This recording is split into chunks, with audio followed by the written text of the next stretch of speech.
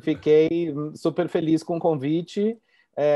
Antes de começar a falar qualquer coisa, queria agradecer aqui, né, publicamente, o convite do Ailton e do Paulo, que foi muito legal, um desafio assim de criar esse curso, né, essa palestra, não sei como chamar, oficina teórica, sobre um tema que eu já estudo faz tempo, mas enfim, e que eu sugeri para eles, né, fiz esse desafio de criar.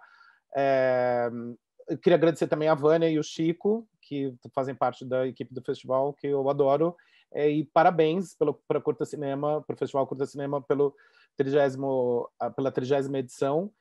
Como o próprio Ailton falou, é um festival que eu tenho uma relação já há muitos anos, já tive até uma retrospectiva, que foi uma coisa muito legal, e enfim, então é isso aí, vamos agora começar a apresentação. Eu fiz uma apresentação que eu vou compartilhar com vocês. Quem quiser deixar a câmera aberta, eu acho mais legal do que ficar olhando só para a apresentação, como o Fabrício e o Roberval, agora, enfim, outras pessoas estão fazendo. E só vou pedir para deixar todos com o microfone fechados, acho que vocês já estão mutados, para não atrapalhar na apresentação. Então, vou começar a compartilhar.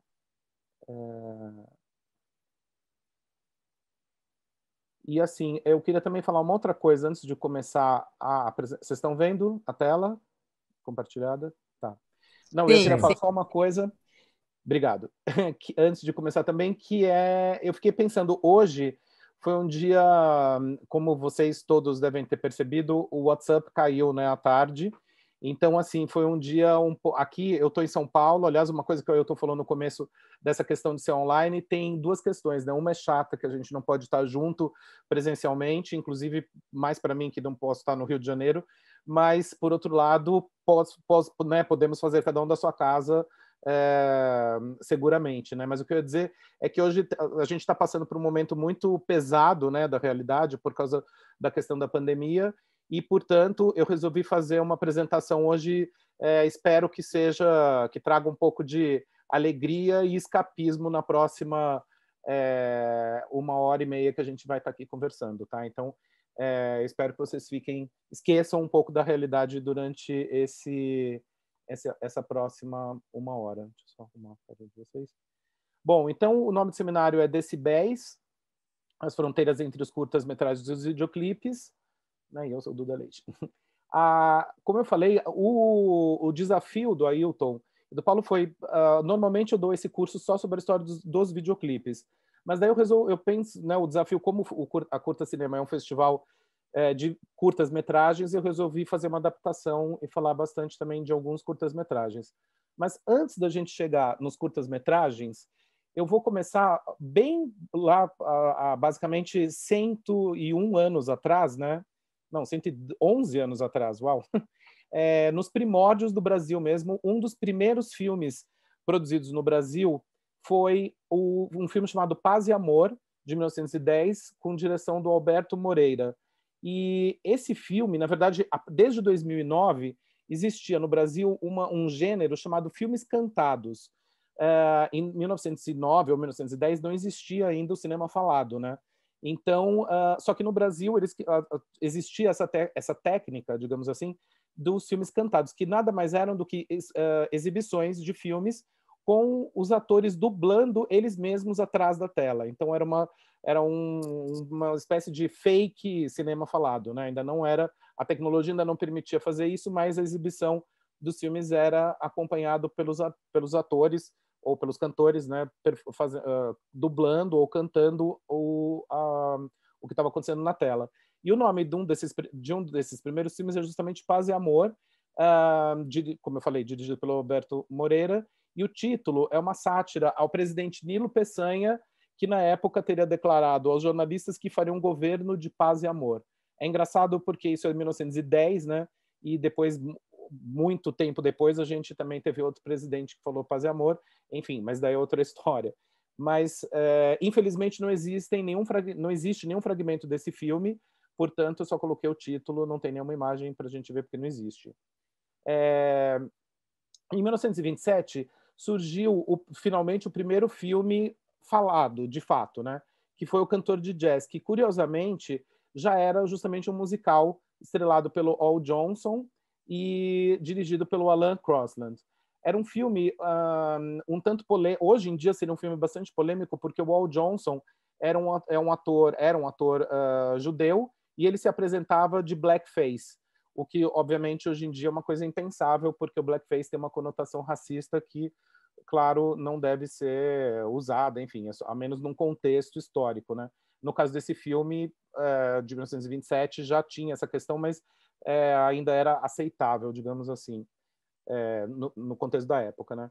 Bom, falando sobre musicais, porque a gente vai chegar, claro, nos videoclipes e nos curtas, mas quis fazer essa introdução um pouco para dar um panorama dos musicais que fazem parte, né? No final das contas, são um audiovisual, um produto audiovisual que tem música e imagens, né? Então, nas décadas de 1930, 1940 e 1950, surgiu, foi o auge, principalmente nos anos 40 e 50, aconteceu o auge do chamado musicais no cinema, né? O gênero musical. E daí eu separei alguns diretores bem importantes desse gênero. O primeiro deles é o Busby Berkeley, que nasceu em 1895, morreu em 1976. E o Busby Berkeley, ele dirigiu vários filmes, inclusive com a Carmen Miranda, quando ela foi para Hollywood, e ele tinha uma coisa muito caleidoscópica, muito interessante nos filmes dele. E eu vou deixar rolando com um som um pouco baixinho. Vocês conseguem ver a imagem? Tá. Então, o Busby Berkeley, ele tinha uma coisa muito legal de caleidoscópico, assim, ele criava... Vou deixar baixinho porque tem os comentários nessa cena.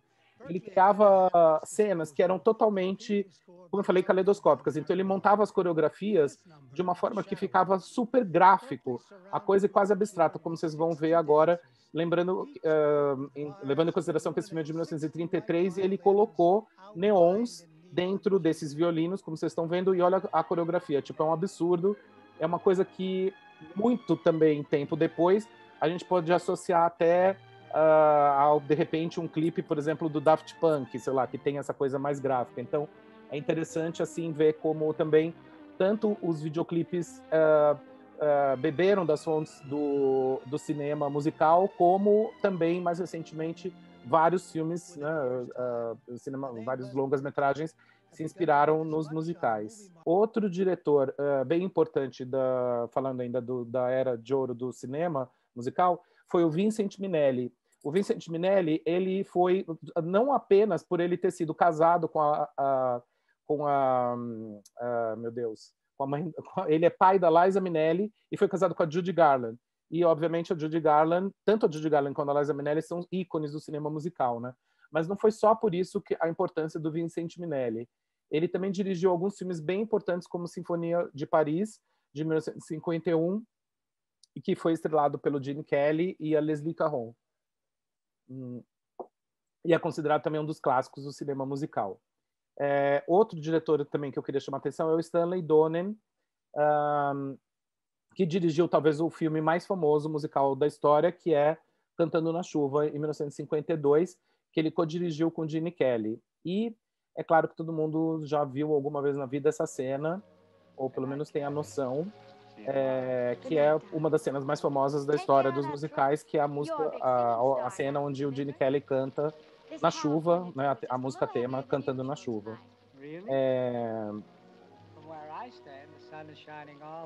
Eu vou deixar depois só um pouquinho na hora que ele for dançar, mas enfim.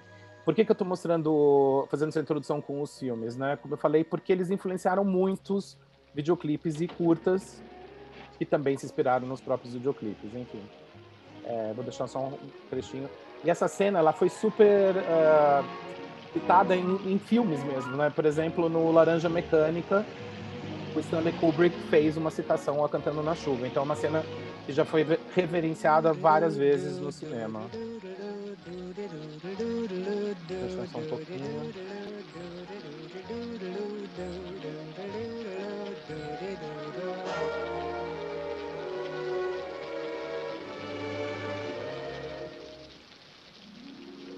I'm singing in the rain, just singing in the rain. What a glorious feeling, I'm happy again. Bom, então esse é o Cantando na Chuva, que inspirou Um clipe, justamente aqui pegando já fazendo uma ligação entre os musicais e os videoclipes, inspirou muito o Spike Jonze, que é um diretor que depois dirigiu tanto curtas quanto longas metragens, e ele dirigiu a Björk nesse clipe de Oh, It's All So Quiet, em 95, portanto, né, vários anos depois, e é um clipe que é totalmente inspirado tanto nos filmes, nesses que eu acabei de citar, do Stanley Donen, enfim, no próprio Cantando na Chuva, como também nos filmes de um cineasta francês chamado Jacques Demy, que, por sua vez, foi casado com a Agnès Varda, que eu acredito que certamente já teve filmes dela exibidos no Curta Cinema,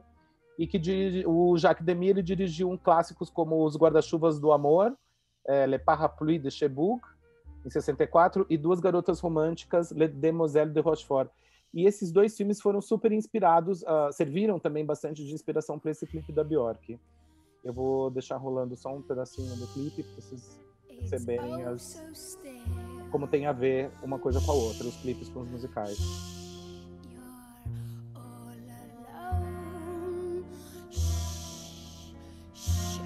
So peaceful until you fall in love. Simple, the sky up above. Simple is caving in. Wow, wow!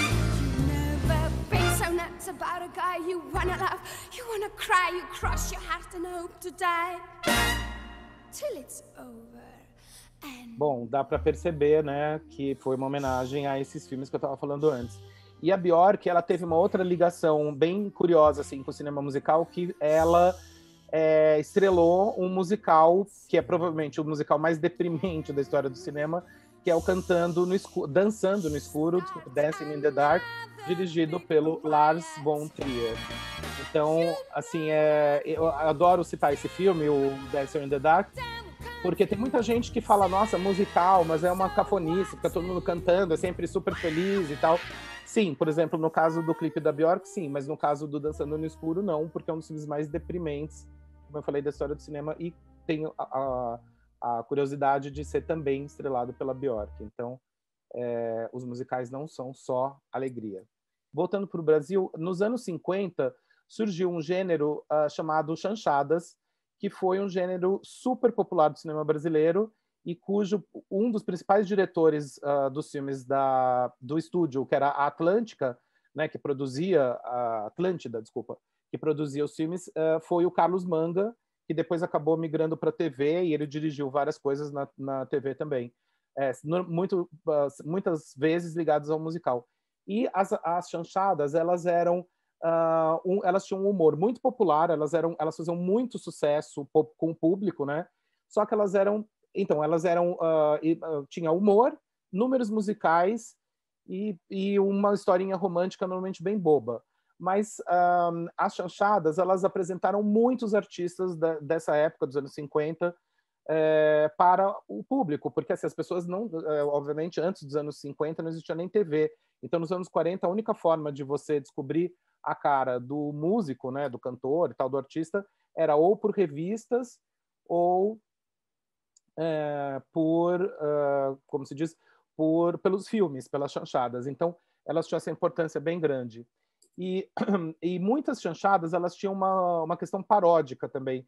Tem uma chanchada, tem duas chanchadas bem conhecidas, uma delas é Nem Sansão, Nem Dalila, que era uma brincadeira com Sansão e Dalila, e Matar ou Correr, que era uma sátira de matar ou morrer, um western famoso. Então, assim, as chanchadas sempre tinham essa questão também meio alegórica e satírica, assim, enfim, de paródia. Eu peguei uma cena também que eu acho legal mostrar para vocês. Não sei se algum de vocês, pelo visto, acho que talvez a Vânia, o Ailton certamente, mas assim, essa atriz é a Norma Bengel, que depois ela até chegou a fazer novelas e depois até se envolveu num problema numa produção de um filme dela, mas isso é outra história. Mas aqui ela tá dançando e imitando a Brigitte Bardot pro Oscarito, que era um ícone das chanchadas. Vou deixar um pouquinho. Monsieur, eu quero lhe mostrar o que há de bom neste doce verbo amar. começa com um olhar, um leve suspirar e o coração vibrar. L'amour est bon quando platonique, mas depois que eu falo, tudo vira physique. Não sei porquê. Ao mostrar mon décolleté, les hommes querem brincar com bebê. Gostosa. Chérie, me dá... Então, nessa época, podia falar gostosa ainda, né? Estamos falando de 1959, porque a Vânia gostou. Essa cena é demais. E, assim, é só um exemplo de como eram essas cenas musicais das chanchadas. Tem inúmeras chanchadas. Para quem se interessar pelo tema, tem um livro do Sérgio Augusto que basicamente que ele recuperou as chanchadas, porque como eu estava falando, elas eram, o público gostava muito, mas os críticos odiavam, e toda vez que estreava uma chanchada eles falavam, vem mais um abacaxi por aí. Então realmente a crítica odiava as chanchadas. Bom, o Humberto Mauro foi um dos pioneiros do cinema brasileiro. Ele chegou a dirigir 230 curtas-metragens. Então, para quem é diretor que está aqui nessa oficina, imagina, se vocês, assim, ele dirigiu 230 curtas. É um número bastante grande, né? Além disso, ele dirigiu alguns clássicos do cinema brasileiro, como Ganga Bruta, em 1933. E eu resolvi falar do Humberto Mauro, não apenas porque ele dirigiu 230 clipes, mas porque eu considero que ele dirigiu um dos primeiros videoclipes feitos no Brasil, que não é exatamente um videoclipe, é um curta, justamente, A Velha Afiar, feito em 1964. E eu vou mostrar para vocês um trecho. Eu vou pular um pouco os créditos, porque a introdução é bem longa. Na verdade, a música começa aos 2 minutos. Mas por que eu tô falando? Por que isso é um videoclipe? Como eu falei, é um curta-metragem, mas já é uma primeira experiência e tem muito a ver com o videoclipe. Vocês vão ver na hora que começar a música. E tem uma coisa curiosa, porque tem um tipo, né, de videoclipes que são os videoclipes literais, que são aqueles videoclipes onde as imagens elas representam exatamente o que está acontecendo. E é exatamente o caso desse curta, então eu vou mostrar um trecho para vocês. A velha no seu lugar, veio a mosca de fazer mal. A mosca na velha, velha piar, estava a mosca no seu lugar. Veio a aranha de fazer mal.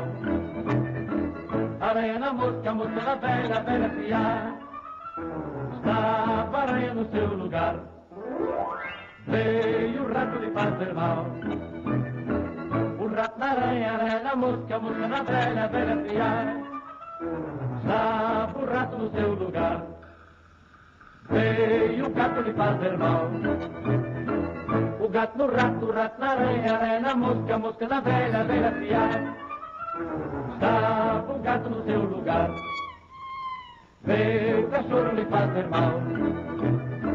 O cachorro no gato, o gato no rato, o rato na aranha, aranha na mosca na velha, velha piar, estava o cachorro no seu lugar. Veio o pau lhe fazer mal.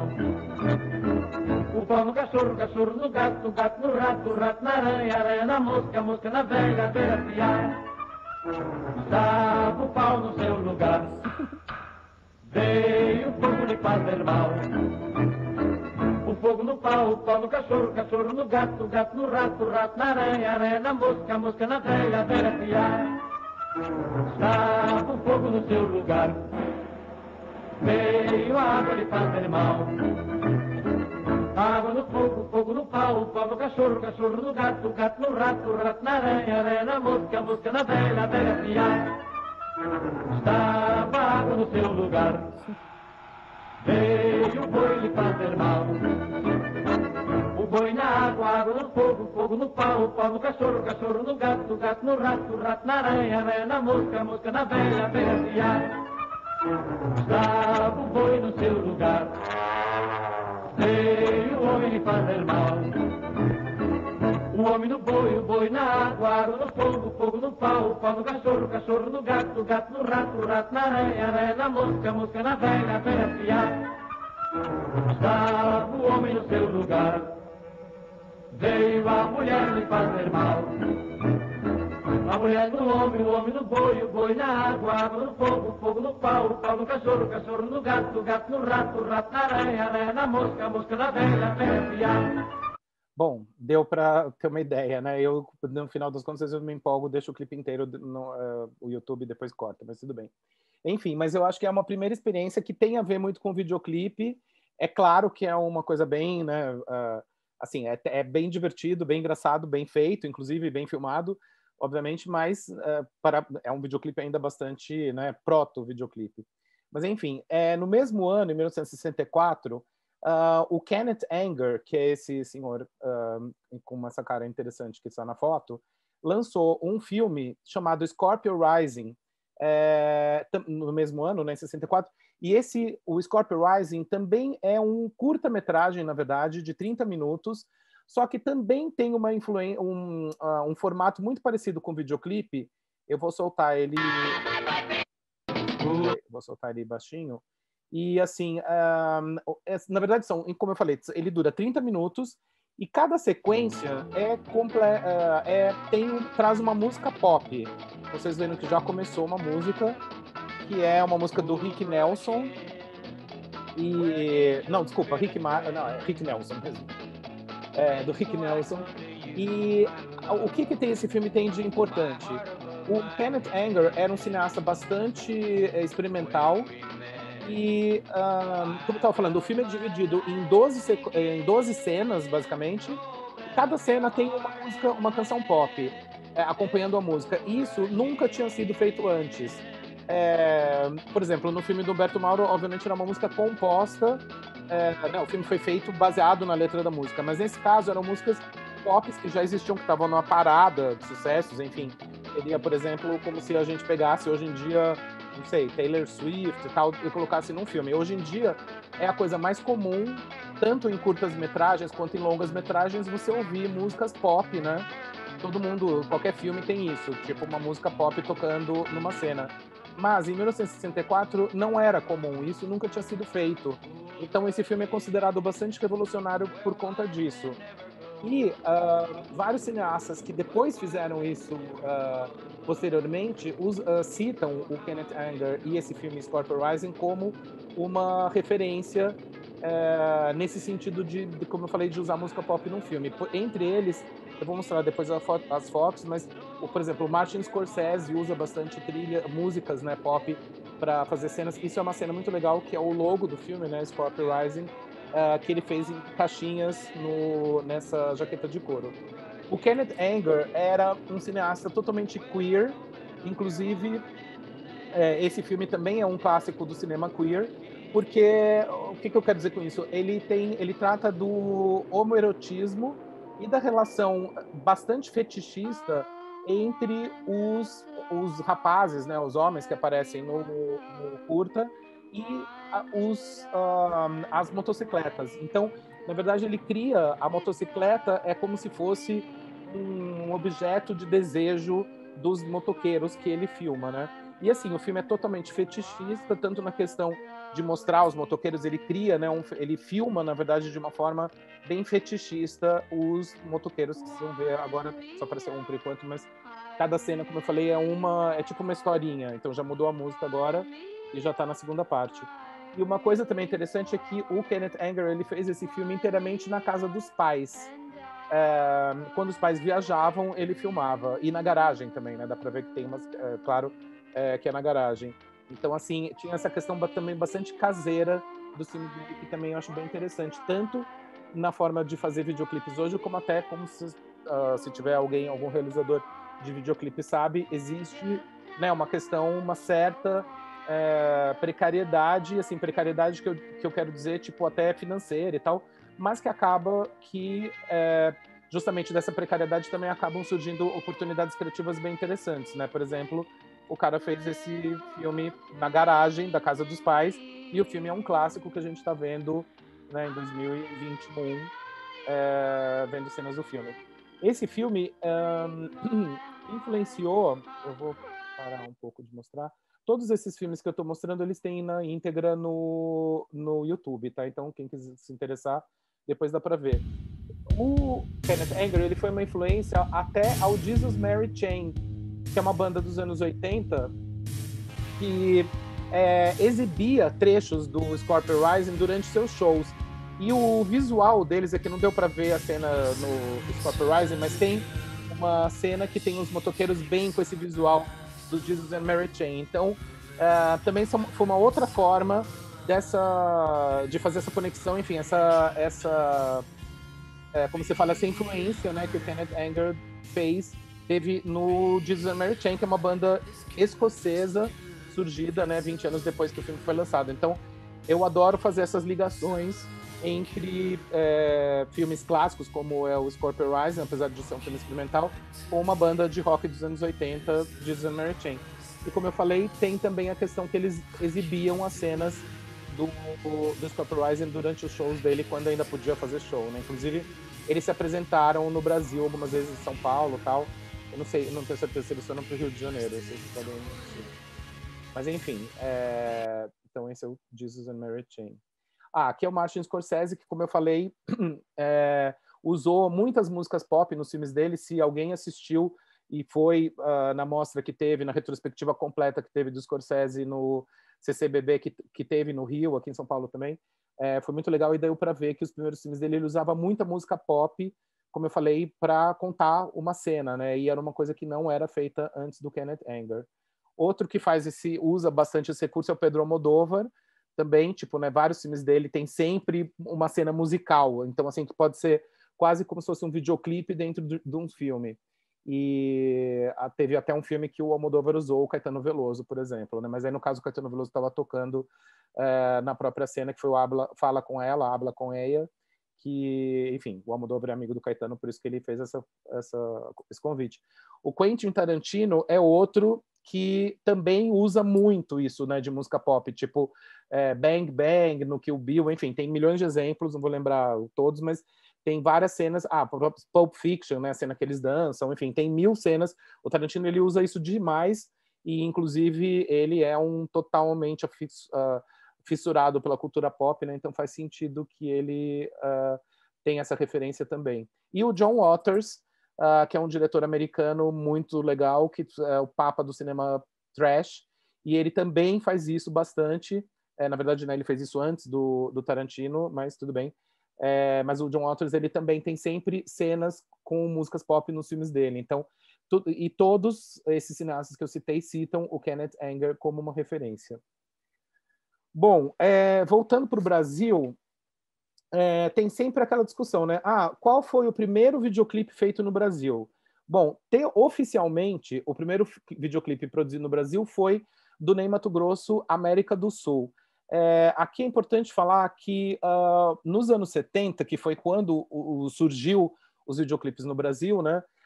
Os videoclipes, eles eram produzidos pela Rede Globo e exibidos no Fantástico, que é o programa que, como vocês sabem, claro, continua existindo até hoje, né? Por incrível que pareça, mas enfim, ele se reinventou durante os anos, de certa forma, e hoje em dia, até, não sei porque eu não assisto Fantástico, mas eu acredito que até eles passem videoclipes às vezes, mas claro que hoje em dia o videoclipe migrou muito mais para a internet do que para a TV. Mas nos anos 70 não existia, obviamente, internet, portanto, a única forma de assistir videoclipes era na Rede Globo. Em 1975, Ney Matogrosso corre o mundo com este musical do Fantástico.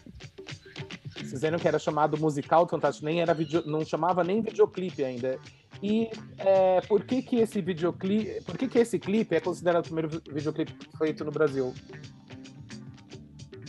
Como vocês vão ver, na verdade existe uma polêmica, porque já existiam outros clipes do Fantástico antes. Se vocês procurarem no Google ou no YouTube e colocarem clipes do Fantástico, vão ter outros antes de 75. Mas a diferença é que nesse clipe, que foi dirigido pelo Newton Travesso, foi a primeira vez que a câmera da Globo como eu falei, né, os clipes eram produzidos pela Rede Globo, saíram, foi a primeira vez que as câmeras saíram do estúdio. Então, por isso ele é considerado o primeiro videoclipe. Na verdade, é uma convenção, como eu falei, mas basicamente o argumento é esse. Foi a primeira vez que a câmera saiu do estúdio.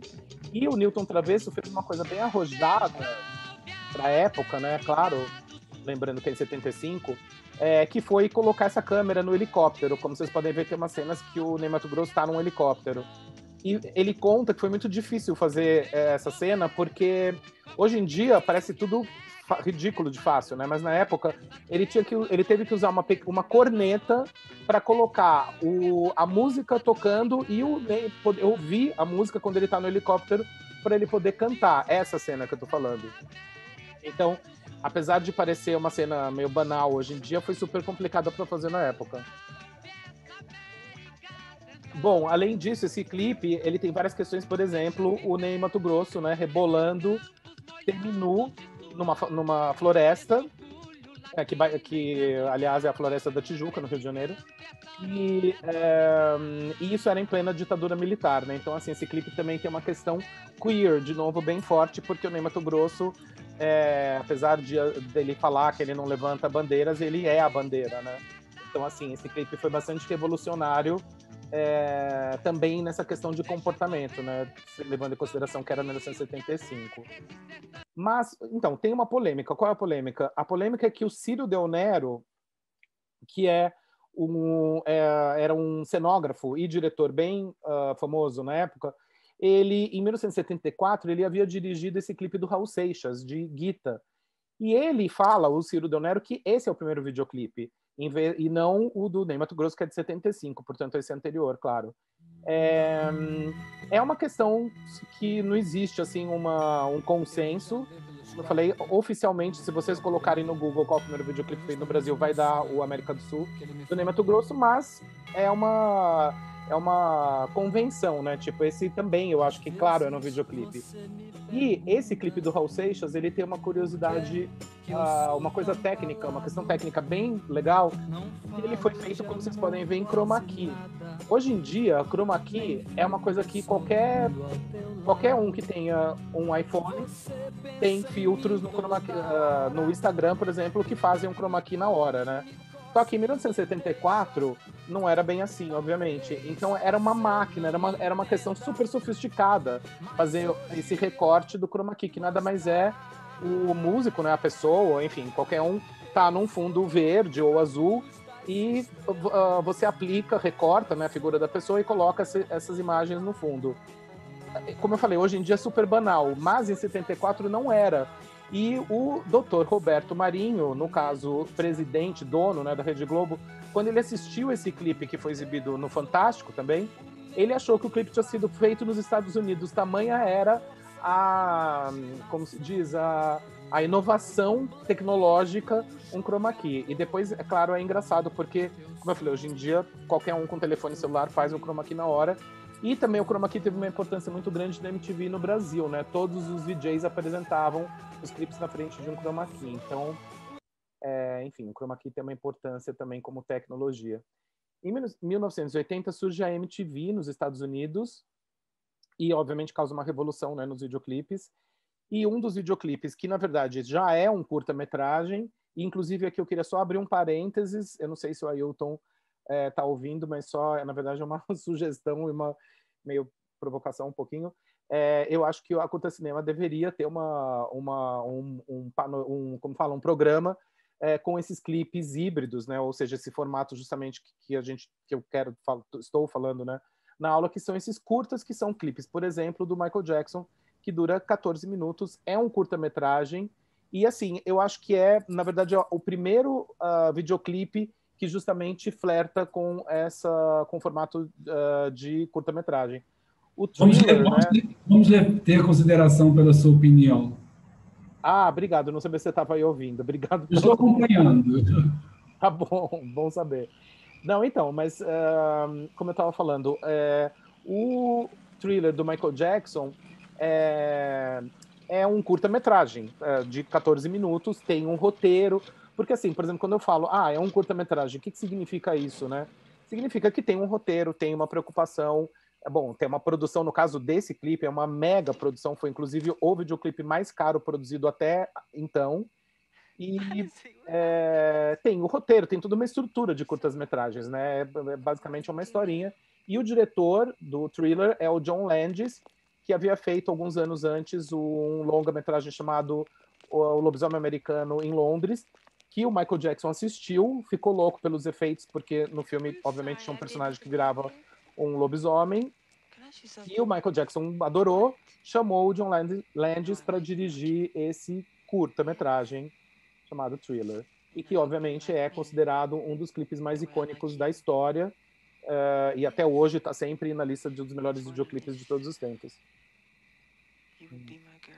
Bom, claro que eu não vou deixar o videoclipe inteiro, porque senão, se eu deixar todos inteiros, a gente vai ficar horas, mas eu acredito que...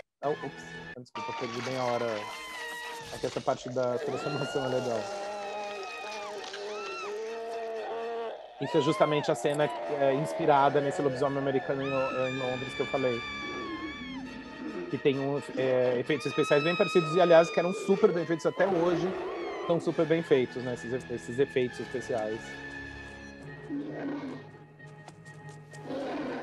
Além de tudo isso que eu falei do clipe, ele tem uma outra importância também histórica, que é o Michael Jackson foi um dos primeiros artistas negros nessa época, né? Ele era negro, enfim, depois ele até, enfim, transicionou um pouco de cor, mas o Michael Jackson foi um dos primeiros artistas negros a ter clipes exibidos na MTV nos Estados Unidos, porque a MTV demorou para exibir incluir artistas negros na programação, obviamente por uma questão de racismo. Então foi interessante, teve essa importância também o Thriller na história dos videoclipes.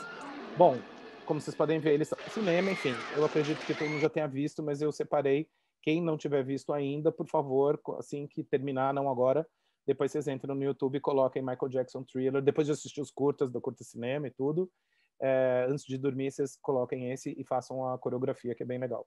Bom, em 1990, portanto, 10 anos depois, chegou a MTV no Brasil, né? A MTV Brasil.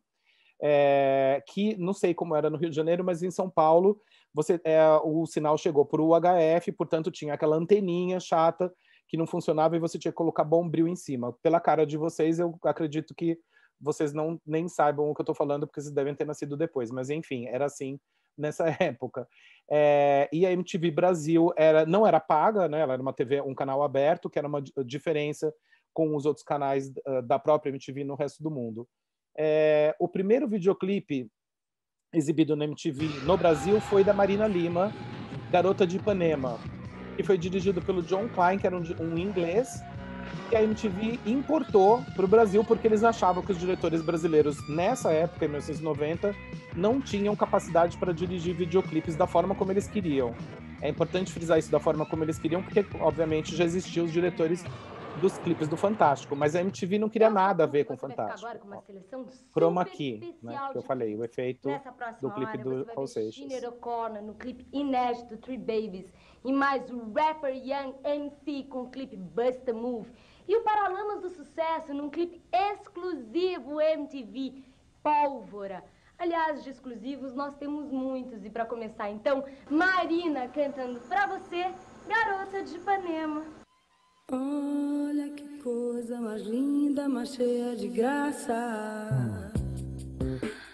Bom, como obviamente vocês sabem, Garota de Ipanema é uma das canções, talvez a canção brasileira mais conhecida no mundo e uma das consideradas um dos maiores clássicos da música brasileira. Então foi muito simbólico essa escolha da MTV de lançar o primeiro videoclipe exibido na MTV, ter Garota de Ipanema, que, como eu falei, é um clássico da MPB e da Bossa Nova, né, principalmente, aliás, uma homenagem ao Rio, né, Curta Cinema, Rio de Janeiro, e a Marina também, carioca, só que com uma pegada totalmente moderna, porque que a Marina Lima trazia e traz até hoje, né, ela continua super ativa e eu acho que até hoje ela é uma artista bastante instigante e sempre tenta buscar coisas novas, e nesse caso era essa sonoridade que acabou virando uma coisa super típica dos anos 90, essa batida meio eletrônica. E tem uma outra referência que quem viu queria que vocês reparassem, que é ela interage alguns momentos do clipe com um Abapuru inflável. O Abapuru, né, que é a da tela famosíssima da Tarsila do Amaral. Então, assim, a MTV criou todos esses elementos de brasilidade e modernidade. Inclusive, no ano que vem, 2022, se chegarmos até lá, será o centenário da Semana de Arte de 22. Então, tinha várias referências. Então, Tarsila do Amaral, essa questão cool e moderna, o diretor inglês que eles importaram, e a Marina, que, né, trazia essa modernidade cool, que era o que a MTV estava procurando. Junto, aliado também, né, a elementos, como eu falei, de brasilidade, inclusive a própria canção Garota de Ipanema, né? Então foi uma escolha bem interessante para ser o primeiro videoclipe exibido na MTV Brasil. Bom, peraí, vou ter que sair. Nos anos 90, a produção de videoclipes que flertam com curtas-metragens chegou ao auge. E um dos principais videoclipes barra curtas-metragens dessa época é Diário de um Detento, dos Racionais MC, dirigido pelo Maurício Essa, que coloca, né, um filme de Maurício Essa. Que justamente é um filme, não é um videoclipe de 9 minutos, importantíssimo para a história dos videoclipes, e poderia estar perfeitamente no primeiro programa, por exemplo, que a gente vai fazer na Curta Cinema o ano que vem, dedicado aos videoclipes. É um filme que é um curta que poderia totalmente entrar nessa programação, porque além dele ser considerado um dos melhores videoclipes brasileiros, em várias listas, vocês vão procurar, vai estar esse filme curta clipe. Ele também tem um roteiro super forte. Ele foi filmado na prisão do Carandiru, aqui em São Paulo, alguns anos depois, algum tempo depois, na verdade, acho que foi um ano só depois, do famoso massacre do Carandiru, que inspirou o Hector Babenco a fazer o filme Carandiru, né? Então foi uma tragédia que aconteceu no sistema presidiário de São Paulo, e o Mano Brown, que é o cantor, né, do Racionais MC, que é ele, fez questão de filmar com o Maurício Essa no próprio Carandiru. Então, assim, é um clipe que tem uma importância histórica, né, porque tem esse contexto político super forte, que tem totalmente a ver com a obra dos Racionais. Além disso, a letra do Diário de um Detento foi escrita pelo Mano Brown e pelo Josemir Prado, que era um ex-detento que sobreviveu a chacina, do Carandiru. Então, é um curta-metragem fortíssimo, super político, e é um videoclipe também. Então, de novo, é esse formato que eu chamo de formato híbrido, né? Acho que é interessante. O Rapa, A Minha Alma. Um outro também clipe barra curta bem interessante, que foi dirigido pela Kátia Lund. E a Kátia Lund, para quem não sabe, né, ela é uma diretora brasileira. Na verdade, ela é americana, se não me engano, nos Estados Unidos, mas enfim, ela é radicada no Brasil há muito tempo. E, como vocês podem ver, esse curta também, o clipe, ele foi uma inspiração. Aliás, foi uma inspiração, não, desculpa. Ele foi um ensaio, basicamente, para o filme Cidade de Deus, que a Kátia Lund, um ou 2 anos depois, co-dirigiu com o Fernando Meirelles, né? Então, por exemplo, o Jonathan, nunca sei falar o sobrenome dele, ou então pode me ajudar. Eu sempre confundo com Hagen, enfim. Ele é o ator do Cidade de Deus, e o clipe tem toda essa... ele também é filmado, né, numa comunidade no Rio de Janeiro, assim como Cidade de Deus, e ele tem essa estética muito parecida, que influenciou muito fortemente o Cidade de Deus, que foi dirigido, né, como eu falei, pela própria Kátia Lund, com o Fernando Meirelles. E, curiosamente, também começou a carreira dirigindo videoclipes. Ele dirigiu vários clipes para uma produtora que ele tinha nos anos 80 e 90 em São Paulo, chamada Olhar Eletrônico, que depois se tornou a O2, que quem trabalha em audiovisual sabe do que eu tô falando, porque a O2 é uma das produtoras mais importantes hoje em dia do Brasil, né? Então, o Fernando, ele também começou dirigindo videoclipes. Mas, enfim, esse clipe também eu acho que tem uma narrativa bem interessante. A Kátia Lund, agora eu dei um pulo total, tá, para 2015, porque, enfim, só para contextualizar uma coisa, a partir de 2014, a MTV decreta que a morte do videoclipe. Então, eles falam que eles não vão mais exibir videoclipe e que acabou o videoclipe. Só que, ao mesmo tempo, em 2005, surge o YouTube. Na verdade, acho que a MTV declara a morte do videoclipe, eu acho que eu falei errado, acho que é em 2007 que o Zico Góes declara a morte ao videoclipe. Só que em 2005 surge o YouTube. E daí o que acontece? Os videoclipes, eles morrem na MTV, que hoje em dia não passa mais videoclipe, porém, eles migram para a internet, né? Onde hoje em dia todo mundo assiste videoclipe no YouTube, justamente. Mas enfim, em 2015 eu separei esse filme, também um outro filme que dura 7 minutos e também foi dirigido pela Katia Lund, dessa vez em parceria com o João Weiner, que também é um diretor que fez várias coisas importantes de videoclipe, é um cineasta, enfim, conhecido. Eu vou deixar um trecho desse clipe /curta para vocês verem. E essa questão, bom, vou deixar um pedacinho. Sua guerra, mano, nem se lixar. Esse é o X da questão. Já viu eles chorar pela cor ou chá? E os camburão que são guerreiros a rei pra picar. A pele desce em salajão. Bomba relógio prestes a estourar.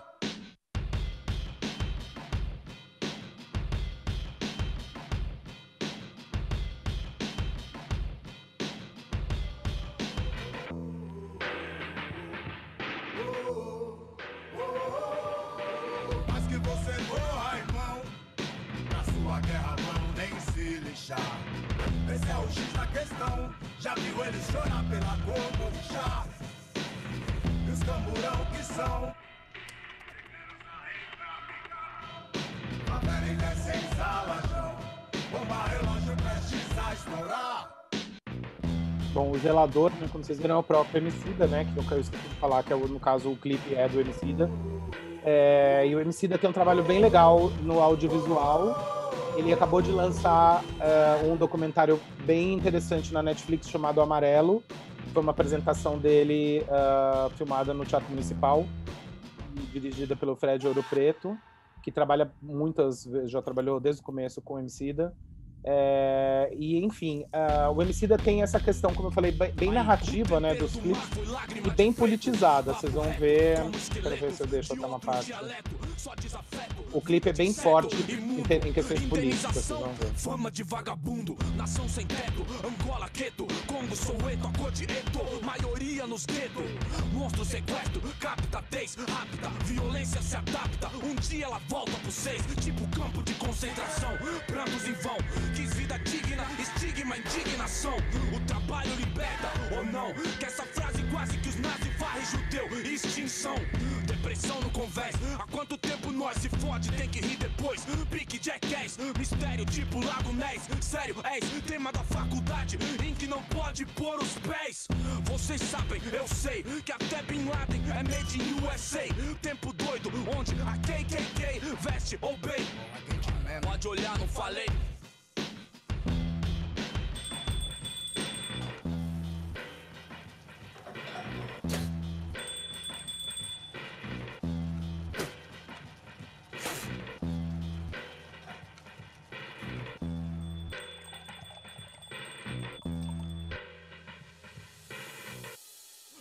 Nessa equação chata, polícia mata, médico salva, não, por quê? Cor de ladrão, desacato, invenção, maldosa intenção, cabulosa inversão, jornal, distorção, meu sangue na mão, dos radical cristão, transcendental questão.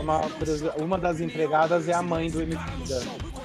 Perseguição se esquece, tanta agressão enlouquece. Vence o da Atena com luto e audiência. Cura, baixa escolaridade, com alto de resistência. Pois na era cyber, cês vai ler os livros que roubou nosso passado igual Alzheimer. E vai ver que eu faço igual Burkina Faso. Nós quer ser dono do circo. Cansamos da vida de palhaça, tipo Moisés e os hebreus. Pés no breu, onde o inimigo é quem decide quando ofendeu. Cê é louco.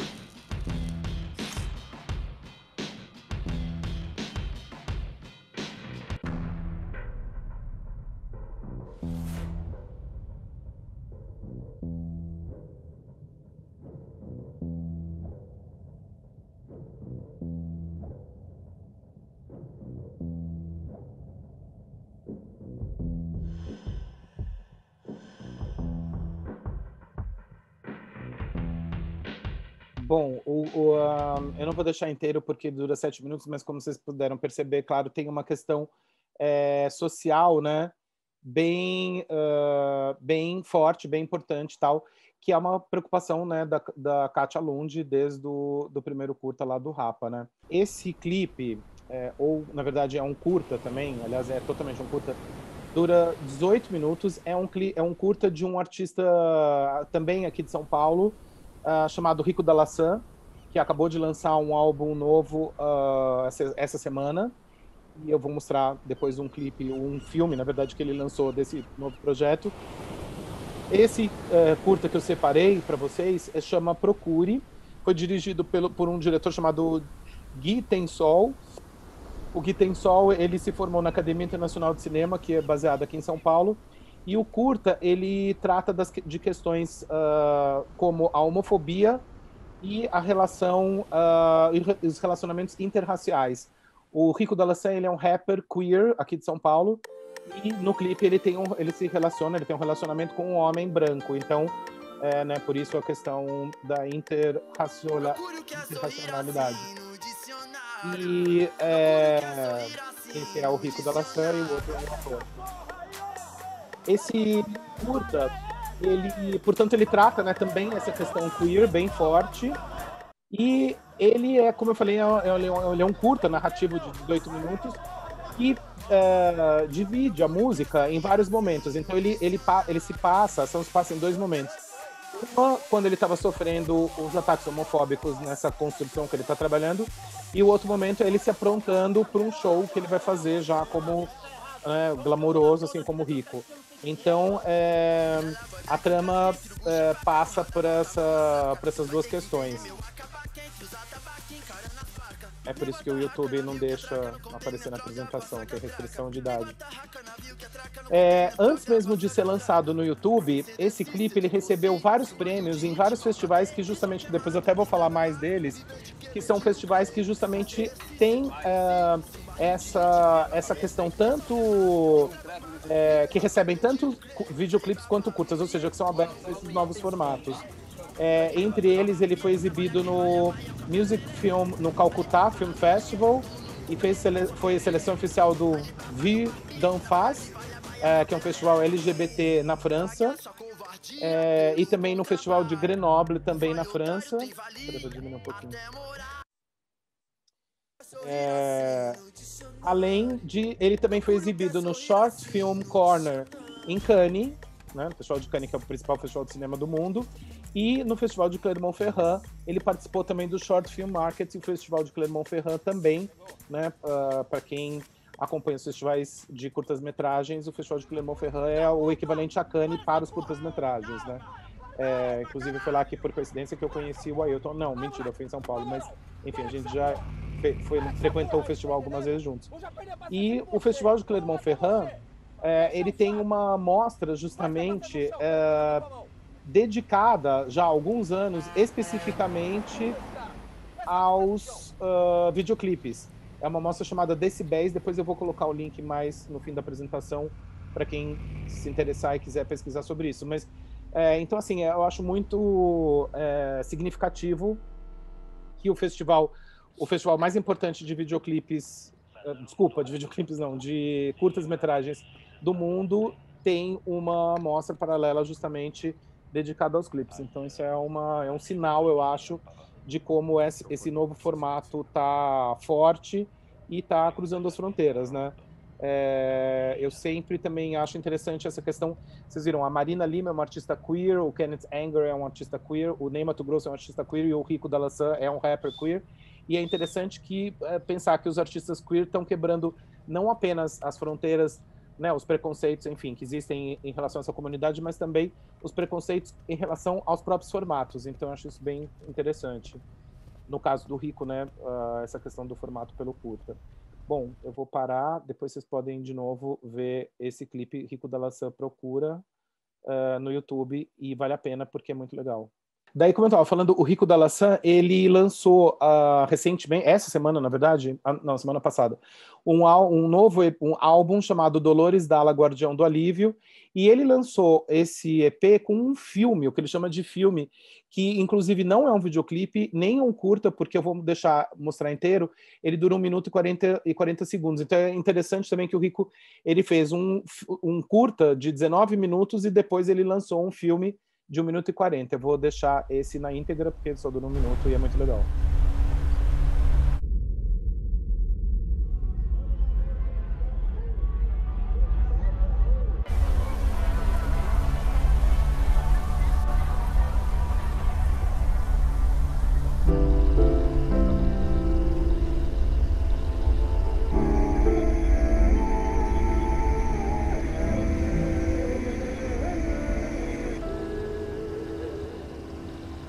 Será essa a história de um poeta que passou batido, com o coração partido por um amor detido, contando as horas pro fim desse sacerdócio, de quiçá ser eu, quiçá ser dócil.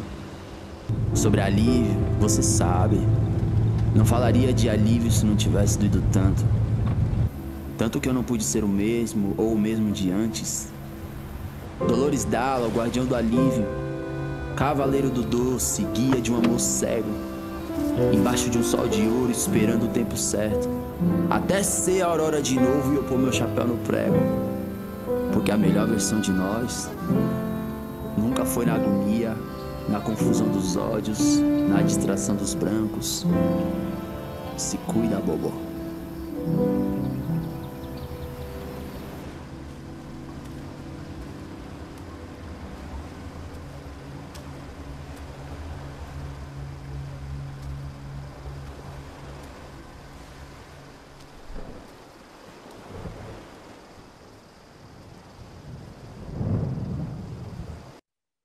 Bom, então, como vocês puderam ver, é um trabalho bem, assim, eu achei bem interessante, bem experimental, assim, no formato, porque justamente é um filme de 1 minuto e 40 segundos. Eu não sei se vai ter uma continuidade, se ele vai fazer uma parte 2, não sei, mas enfim, achei um formato bem interessante. E também lembra muito os álbuns visuais que estão sendo produzidos, né, ultimamente. Inclusive, assim, esteticamente me lembrou o Black King da Beyoncé, que também, quem não viu, está disponível na Disney Plus e é um álbum visual interessantíssimo, é bem legal. Bom, eu separei mais um curta clipe, esse no caso, é o do Baco Exu do Blues, que é um artista baiano, na verdade o Baco Exu do Blues é da Bahia, mas o diretor é o Douglas Bernard, ele é um diretor aqui de São Paulo, e é um clipe que foi produzido por uma produtora chamada Stink, que é uma das produtoras que tem uma produção bem grande em relação a videoclipes, e esses formatos novos, esse dura 8 minutos, eu vou deixar rolando. Trata também, por coincidência, enfim, sobre a questão racial. Esse clipe, claro, o Baco Exu do Blues é não por acaso, assim, o Baco Exu do Blues é um rapper que tem essa questão super forte na obra dele, mas o clipe também trata dessa questão, obviamente. Esse curta, ou clipe, ganhou o Leão de Ouro no Festival de Publicidade de Cannes, que é um prêmio super, né, respeitado, tal, de novo em Cannes, e, como eu falei, trata de uma forma bem contundente, assim, sobre o racismo. Ele foi co-realizado pelo Koala. Essas cenas são no centro de São Paulo. E, enfim, também tem uma estética bem interessante. Também é meio quase que um álbum visual de 8 minutos. E também poderia estar nessa programação que eu sugeri dos curtas, clipes curtas. Anel no dedo em cada um dos 5. Vento na minha cara, eu me sinto vivo. A partir de agora considero tudo blues. O samba é blues, o rock é blues, o jazz é blues, o funk é blues, o soul é blues, eu sou Exu do blues. Tudo que quando era preto era do demônio e depois virou branco, foi aceito, eu vou chamar de blues. É isso, entenda. Jesus é blues. Falei mesmo. A prata é um metal com poder de reflexão muito elevado. Do latim argentum significa brilhante. Nossa pele é de prata. Ela reflete luz. Um brilho tão intenso que eu me pergunto, por que o ouro é tão querido e a prata subvalorizada? Alguns hão de responder que é pela prata ser encontrada com mais facilidade. Bom, enfim, de novo, vocês podem ver depois no YouTube, eu não vou deixar inteiro porque dura 8 minutos. Outro clipe, que esse eu separei especificamente pensando na programação do Festival Curta Cinema, que tem este ano, como o Ailton falou lá no início, uma programação voltada para curtas-metragens produzidos por indígenas. E daí eu separei esse clipe que esteve na seleção do Music Video Festival, que é o festival para o qual eu faço a curadoria, né, o festival de videoclipe, que depois eu vou falar mais um pouquinho sobre ele. E esse clipe foi inscrito, eu achei incrível esse clipe.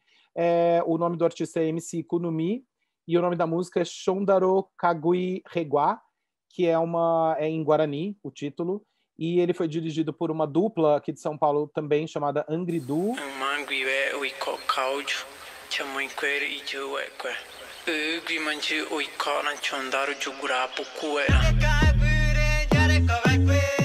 Eu vou deixar rolando esse clipe porque é muito sensacional e para vocês verem como essa questão indígena foi tratada de uma forma super interessante.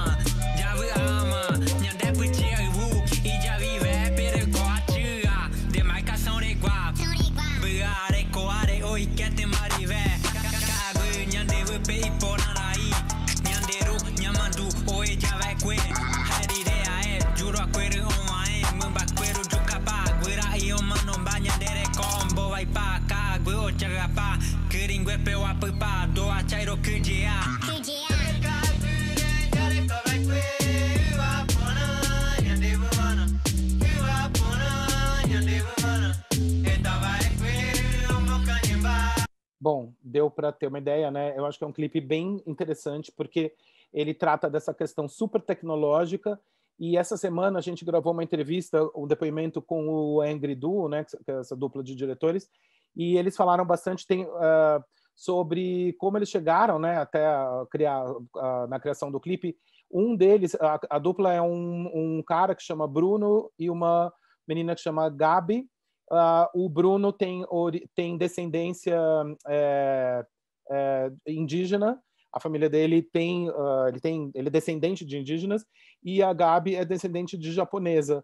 Então é interessante porque ela falou que até teve uma ligação muito forte entre ela, por ser japonesa, com os índios, até pela língua. Ela falou que tem palavras parecidas. Eu não falo nem japonês nem guarani, mas ela disse que acontece essa conexão, que eu achei interessante.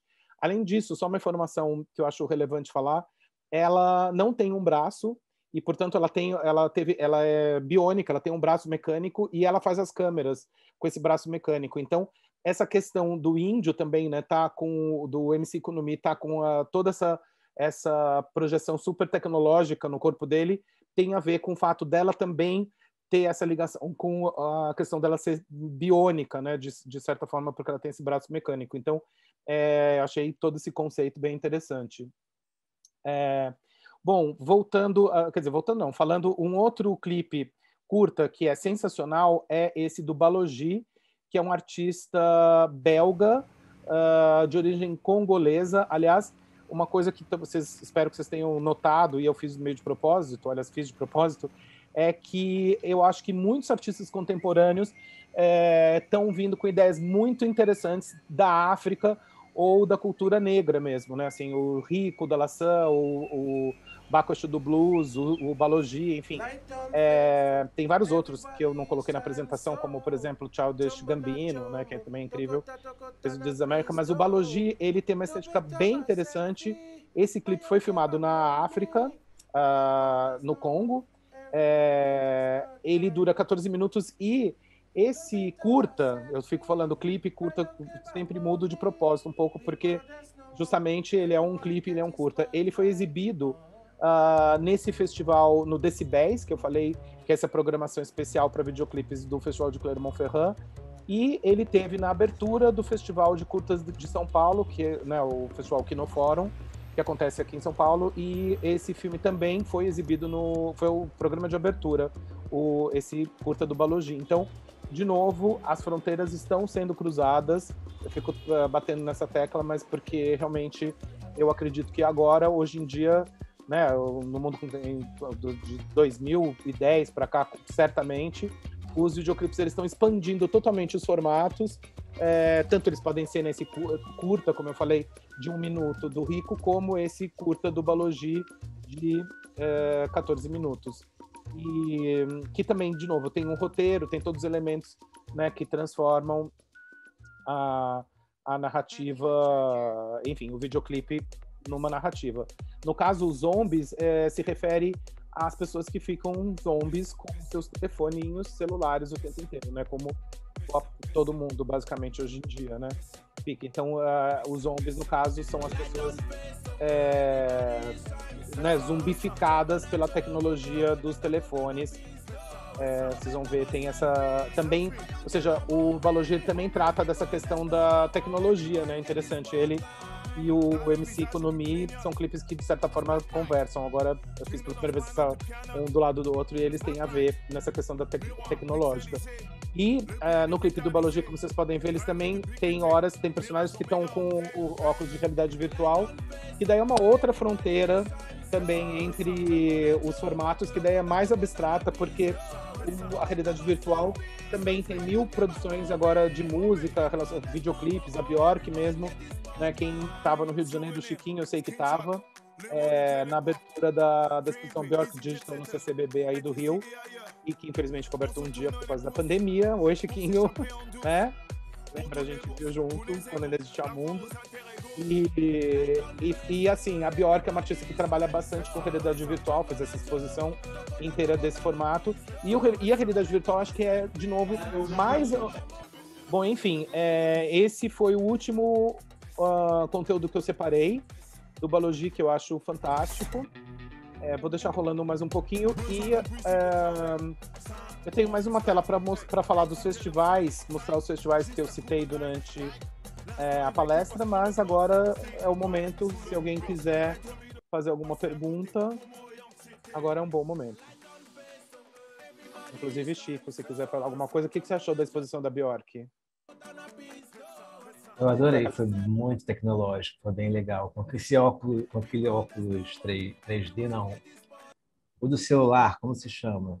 O óculos de realidade virtual. De realidade virtual, exatamente. Foi maravilhoso, foi maravilhoso. A gente entrava em várias salas diferentes e várias sensações diferentes, foi bem legal. Então, eu acho que assim, a realidade virtual ela ainda está muito no começo, porque é muito difícil, né, o acesso aos óculos que o Chico acabou de falar. São óculos que você tem que ter ou estar num lugar que tenha disponibilizado, como era o caso do CCBB. Obviamente, durante a pandemia, esquece, não existe, você tem que ter o seu mesmo, é impossível né, você compartilhar um óculos. Imagina, pode vir com coisas que não queremos, né, no caso o vírus. Mas, então é isso. Bom, a gente pode abrir para as perguntas. Eu vou só mostrar a última tela que tem... não. Tem mais um clipe antes que eu tinha esquecido, que eu quero mostrar para vocês. Que é um do DJ Shadow, de uma música chamada Nobody Speak. O DJ Shadow featuring o Run the Jewels, que foi exibido... Eu separei esse clipe porque esse clipe foi exibido também no Festival de Clermont-Ferrand, nesse programa Decibéis que eu falei. Então vamos ver só um trechinho para vocês entenderem o tipo de conteúdo que eles selecionam lá. Além do Balogi, que também passou lá, né?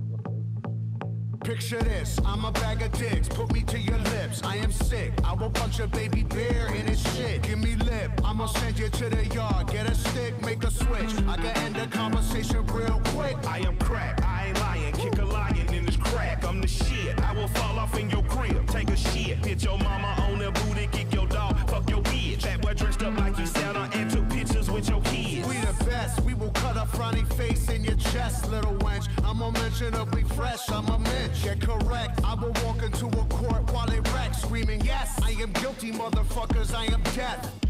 Hey, you wanna hear a good joke? Nobody speak, nobody get choked.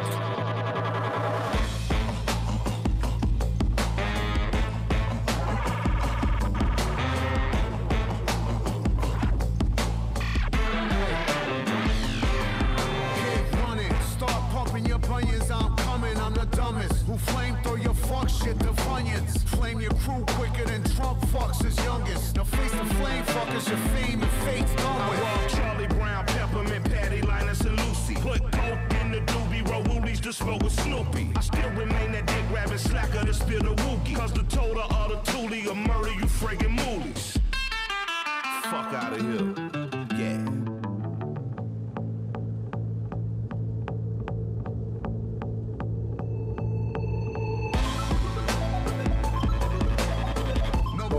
Então deu para ver que eles gostam de clipes que tenham essa narrativa de novo, né? E nesse caso, além da narrativa, tem essa ideia incrível, né, de pegar os dois rappers, que é o DJ Shadow e o Run the Jewels, e colocar na boca desses dois homens, né, brancos e tal, lutando nessa sala que parece uma sala de guerra, que me lembrou o filme Doutor Fantástico, do Stanley Kubrick, que também tem uma sala de guerra, War Room, que você não pode brigar no War Room, enfim. Então, só para vocês entenderem, basicamente, o tipo, né, de conteúdo que eles gostam no Festival de Clermont-Ferrand, que eu falei que tem essa programação especial. Bom, como eu falei, aqui tem uma tela onde eu separei os festivais que eu citei, que é o festival, então, justamente de Clermont-Ferrand, o programa Decibéis. Então, tem o site para quem quiser fazer um print da tela ou se interessar. O Festival Curta Cinema, que logicamente vai fazer uma programação especial dedicada aos clipes a partir da próxima edição. A próxima edição será em novembro, se Deus quiser, só aguardar. Né? Então já temos né, já está jogado a ideia para os curadores, espero que eles gostem. Que eu acho que dá para fazer um programa bem bacana, justamente como eu falei, porque tem essa intersecção, não precisa ser uma coisa assim, curtas-metragens. Acho que se Clermont-Ferrand fez, acho que o Curta Cinema pode fazer. Mas enfim, desculpa falar tanto. O Kino Fórum, que é o outro festival que eu citei, que é o Festival de São Paulo, que também já exibiu alguns desses conteúdos que eu mostrei, e o Music Video Festival, que é o festival que eu faço a programação de videoclipe, que inclusive também é importante falar que vai ter uma edição online que acontecerá nos dias 27, 28 e 29 de abril. Vai ser no formato também totalmente online, claro. E também, por coincidência, foi importante o Ailton ter comentado no começo sobre a lei Aldir Blanc. A gente também ganhou esse edital da Aldir Blanc aqui em São Paulo, e isso permitiu a gente fazer essa edição online do Music Video Festival, que vai ser bem interessante, também com talks parecidos com esse que a gente está fazendo, mas com vários convidados e músicos, etc. É isso. Bom, agora acho que a gente pode abrir para as perguntas. Aqui eu vou deixar o meu Instagram, meu e-mail para quem quiser alguma pergunta, alguma coisa. Então, vou fazer o primeiro comentário. Na realidade, obrigado pela dica, né? E pode ser que venhamos a incorporar a linguagem musical, o videoclipe, na nossa programação, como já fizemos, né? Uma edição, apresentamos um programa especial do Video Music Festival. É verdade. Isso tem cerca de...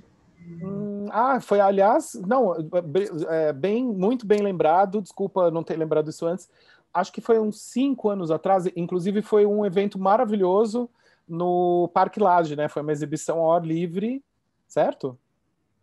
Sim, foi uma noite memorável em que nós fizemos uma parceria com o Festival Panorama de Dança, era um evento na parte interna do Parque Lage, na casa. Para quem não é do Rio, é um lugar muito agradável, muito incrível e icônico, porque também foi cenário de filmes como Terra em Transe e vários eventos. Inclusive, o aquela exposição Queer Museum foi no Rio de Janeiro, foi realizada lá no Parque Lage. Eu acho que a questão de incorporar a música, na verdade, também queríamos sempre, né? Mas, infelizmente, né, nesses últimos anos, a gente tem uma certa instabilidade vamos dizer, no financiamento de projetos culturais, o que não dá nem sempre possibilidade de a gente realizar todos os projetos que a gente quer para o ano. Mas o mais importante, a gente sempre preserva, que é continuar com o festival, né? Fazendo o festival. E esse ano a gente está conseguindo fazer essa segunda edição, né? Essa segunda parte da 30ª edição, num evento comemorativo. E, novamente, abertas, e acho que as perguntas... Vamos pensar... Quando você pensa... Vamos, então, pela minha pergunta, pela minha... desafio que eu falei, o curta, a linguagem do formato curta e o clipe. Elas sempre tiveram uma interlocução, tiveram assim, existia um ponto entre ruptura, entre que não é mais uma linguagem de videoclipe, mas é uma linguagem de curta.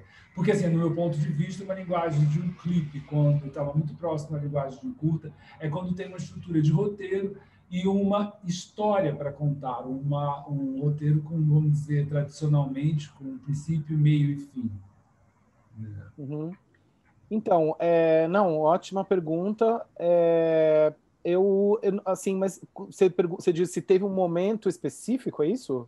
Se tem um momento específico que tem ou a ruptura ou que existe a interlocução, porque, assim, claro que tem curtas que não tem uma narrativa clara, né, de contar uma história. Ela está ali como uma realização audiovisual para ilustrar uma música. Mas tem videoclipes que você tem vamos dizer, uma estrutura de um roteiro para você contar uma história em que a música é vamos dizer, um elemento, um fator que é importante, mas é importante mais do que a música, a canção, é a história apresentada daquela forma.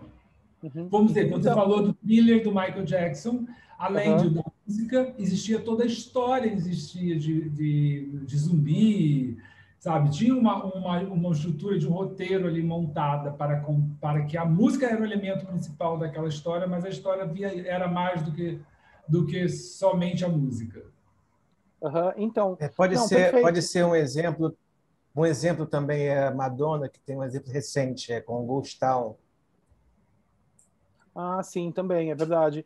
Então, eu acho que esse exemplo que você citou, Ailton, do Thriller, é um ótimo exemplo, assim, ou seja, justamente, eu acho que o Thriller, falando em videoclipes exatamente, eu acho que é um marco, sem dúvida, tanto que eu incluí na apresentação. Eu acho que foi realmente um dos primeiros videoclipes, acho que foi a primeira vez, talvez, que teve justamente essa estrutura de curta-metragem num videoclipe. Você citou o melhor exemplo. Eu acho que o Thriller é totalmente um marco, mas acho que, como deu para ver na apresentação também, a minha preocupação foi justamente escolher clipes que todos os que eu apresentei hoje, eu acho que eles contam, né, uma história. Assim, por exemplo, os da Katia Lund, total, é que não deu para a gente assistir inteiro porque eles eram, né, enfim, as durações eram muito longas para a gente assistir todos na íntegra. Mas os clipes da Katia Lund também tem um roteiro total. O do Racionais MC, por exemplo, também tem uma história, conta inclusive uma história, né, como eu falei, super política, né, super pesada do massacre do Carandiru. Então, assim, agora, uma outra coisa que eu estava pensando, enquanto você estava fazendo a pergunta, é que, ao mesmo tempo, o próprio Curta Cinema, por exemplo, é um festival que é bastante aberto a filmes também muito mais experimentais, né? Curtas-metragens experimentais. Então, assim, na verdade, eu estava pensando, tá, então um clipe, para se aproximar de um curta, ele tem que ter uma narrativa. Mas, ao mesmo tempo, existem curtas que não têm narrativa, que são completamente não narrativos, né? E daí, como é que faz? Jogo... O curta-metragem é um formato especial, né? Alô? Não, eu sei. Oi. Não, é porque parece que congelou. É um formato especial, que é aberto às experimentações, né? Então, na realidade, não tem, mas são abertas às experimentações. Mas, como a gente sabe, o videoclipe, ele basicamente, geralmente é um produto para vender, para promover uma música, você tem essa diferença.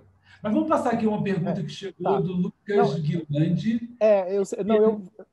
Desculpa, eu vi não, desculpa te interromper. Eu vi a pergunta dele, bom, se você quiser ler, mas eu só queria... teve uma pergunta, você pode... Tá, não, é que eu só queria complementar uma coisa sobre o que você falou.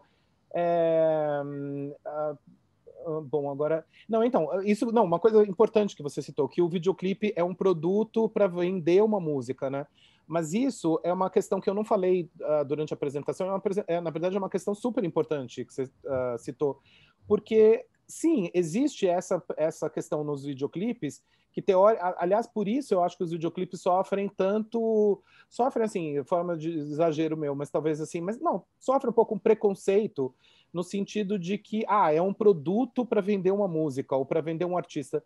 Mas eu espero que nos exemplos que eu tenha mostrado, eu justamente tenha mostrado um outro ângulo sobre isso, entendeu? Porque no Music Video Festival, por exemplo, a gente trata todos os videoclipes como obras audiovisuais em si, entendeu? Então, tanto que nós premiamos os diretores e não os artistas. O prêmio do público, claro, vai para o artista, mas o prêmio que nós damos no festival do júri, que a gente monta um júri e tal, até a própria Katia Lund já participou desse júri, você ainda não, mas está na nossa lista de convidados, sem dúvida, seria um prazer recebê-lo no nosso júri, mas enfim, o que eu quero dizer é que os videoclipes no âmbito do Music Video Festival são obras de arte em si, entendeu? São narrativas, são produtos audiovisuais que... claro que eles estão a serviço, digamos, de um músico, né, de um artista, mas eles transcendem essa questão muito, entendeu? Por exemplo, até puxando já justamente indo para a pergunta do Lucas, que ele gostaria de saber se você vê um movimento atual de álbuns visuais, onde os videoclipes entram na narrativa fílmica, se incorporando ao todo, porém também funcionando como obras individuais. Exemplos, Janelle Monáe, Lued Luna, Marcelo D2, que fizeram recentemente. Não, Lucas, com certeza, é ótima pergunta, porque, então, de novo, é o formato estendido. Então, um álbum visual, ele é um filme. O melhor exemplo, você citou esses exemplos, enfim, todos ótimos. O da Lued Luna, inclusive, ganhou o prêmio de formato estendido no Music Video Festival, agora, que aconteceu, o Awards foi há um mês atrás. Mas, por exemplo, outro exemplo que eu pensei é o da... oi, Lucas, agora que eu vi que é você com a pergunta, juntei eu. Então, o da Lued ganhou o MVF, e outro que eu lembro total é o da Beyoncé, né? O Black King. O que eu quero dizer é que, assim, os álbuns visuais, eles se tornaram filmes, eles já extrapolaram o formato também, eles não são... O Black King é um filme ou é um álbum visual? É difícil responder, né? Porque, de novo, os formatos estão como se fala, as fronteiras estão diminuindo entre os formatos, né? Então, e depois, claro, um álbum visual pode ser cortado em partes e ser assistido separadamente e viram videoclipes, né? A Beyoncé mesmo fez isso com Black King. Não dá para ver o filme inteiro no YouTube, mas dá para ver todos os clipes separados, que no final das contas são trechos do filme, né? Isso, legal. E tem uma outra coisa que eu lembrei agora, no Black King tem uma citação, eu esqueci de falar isso durante a apresentação, mas o Black King, a Beyoncé faz uma homenagem ao Busby Berkeley. Então, assim, eu adoro essas ligações, porque o Busby Berkeley, como a gente viu, né, é o cara que fazia aquelas coreografias super caleidoscópicas, e a Beyoncé usa exatamente uma hora que ela está na piscina, não sei se vocês vão lembrar, tem no YouTube esse trechinho, uma hora que ela faz um balé aquático, porque o Busby Berkeley amava fazer balés aquáticos. Ele dirigiu, eu comentei da Carmen Miranda, ele fez também bastante da Esther Williams, que, né, era uma campeã de natação e tal. Gostaria, sim. Eu adorei esse clipe curta que você mostrou dos índios. Ah, sim, é maravilhoso. Gostei muito. Esse clipe, na verdade, eu não poderia falar, porque, né, como eu sou curador do festival, eu deveria ser isento, mas tudo bem, eu vou... Bom, tá sendo gravado? Não, então esquece. Bom, já comecei, né? Sim, vai ser o meu editado clipe depois. favorito, tudo bem, então tira essa parte. Não, porque eu não posso falar isso, mas é o meu clipe favorito desse ano, eu achei muito interessante. Sim. E justamente por ser, assim, muito fora, né, muito inesperado, assim, um clipe, quer dizer, de um artista indígena, guarani, e super tecnológico, entendeu? E eu descobri essa semana, na verdade, no talk que a gente gravou, que vai estar na programação do Music Video Festival, justamente, dando um spoiler, mas essa questão da menina, né, da diretora, não ter um braço, achei, assim, muito curioso, e, assim, porque tem a ver com o próprio temática do clipe, né? Quer dizer, ela coloca uma questão que é dela, dessa coisa dela ser biônica, ela própria falou isso no talk, então não é nenhum problema falar isso, e ela passa isso nessa questão do índio, enfim, o índio também está com óculos, né, de realidade virtual uma hora, então é incrível. E eles até falaram sobre isso, porque esse preconceito, né, porque algumas pessoas viram e falaram, mas índio com telefone celular, pode? É claro que pode, né, o índio é um cidadão que está no mundo contemporâneo, então por que não poderia, né? Mas às vezes as pessoas ficam com esses preconceitos meio loucos na cabeça, né? Então. Na verdade, posso falar? Pode. Eu até acho que o videoclipe, enquanto linguagem, ele tende mais à vanguarda do que o curta-metragem no sentido estrito, porque ele conversa com muitas linguagens. Tem a questão do corpo, né, e a questão da música em si mesmo, né? Então, assim, na medida em que ele extrapola essas fronteiras, ele tende a ser mais experimental, como esses 3 últimos exemplos que você mostrou. Enquanto que no curta, muitas vezes, você tem que estar preso àquela narrativa clássica, às vezes, né? Ou a pessoa não consegue romper a estrutura, enquanto que... E outra coisa, no caso do clipe, você sai um pouco vamos dizer assim, do corpo, por assim dizer, do audiovisual, né? Daquela estrutura, daquelas pessoas que trabalham diretamente. Então, você conversa com cantores e cantoras, né? Aí você já tem, por exemplo, uma pessoa dos povos indígenas. Então, assim, eu acho que a tendência é ser muito mais de vanguarda, não que o curta não possa ser, mas com certeza, como foi até o thriller na época, né? E foi assim uma explosão nova de linguagem, de maneira de você ver essa questão da plástica da imagem e tudo mais, com música. Roberval, obrigado pelo seu depoimento, né? Mais que uma pergunta, mas concordo total com você. Eu acho que sim, super, inclusive na questão, como eu falei, de formatos mesmo, né? Até é claro que existem, por exemplo, curtas-metragens feitos em realidade virtual, inclusive a própria Curta Cinema já trouxe, né, uma mostra, já teve uma mostra de filmes de realidade expandida e de realidade virtual. Mas eu concordo, eu acho que o videoclipe, justamente, ele tem esse espaço de experimentação muito maior. Tem muito mais liberdade, até porque também, talvez, porque tenha muito menos dinheiro, entendeu? Então, assim, claro que eu não estou falando dos clipes, por exemplo, da Anitta, né, que são uma exceção total no mercado brasileiro. A Anitta, por exemplo, tem clipes dela, eu vi, agora soube que vai ter um clipe dela que vai custar 3,5 milhões de reais, ou seja, qualquer realizador aqui sabe que dá para... Eu fiz um documentário com um décimo disso, entendeu?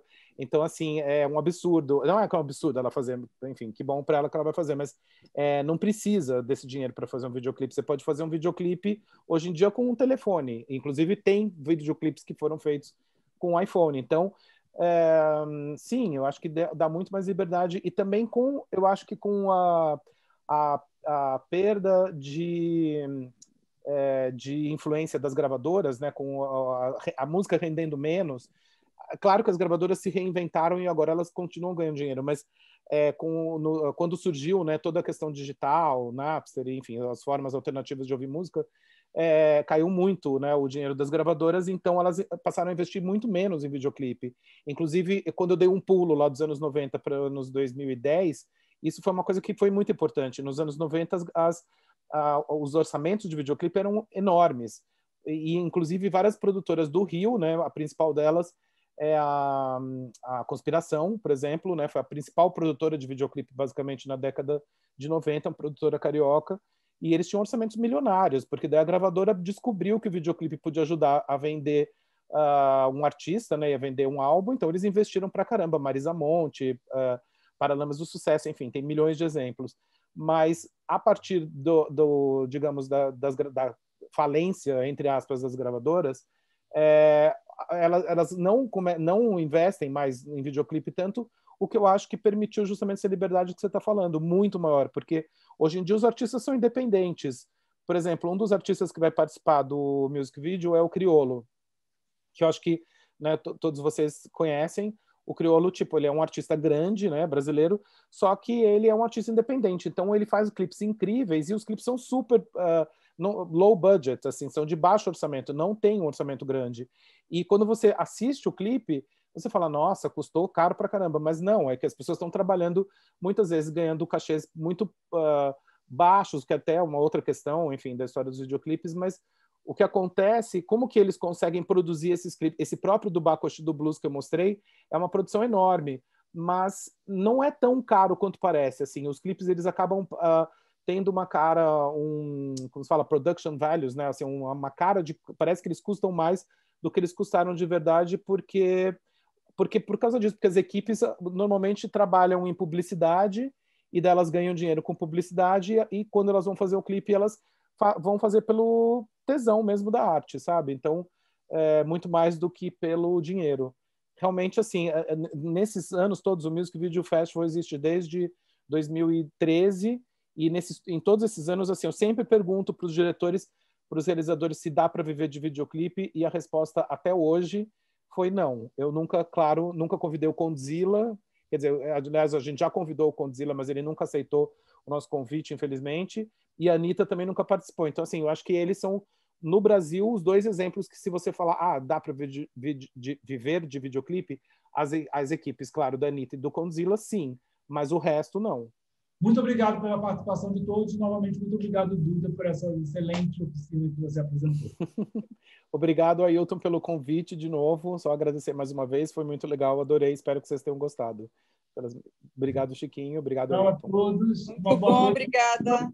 Tchau. Tchau, boa noite a todos. Tchau, tchau. Boa noite. Tchau, tchau.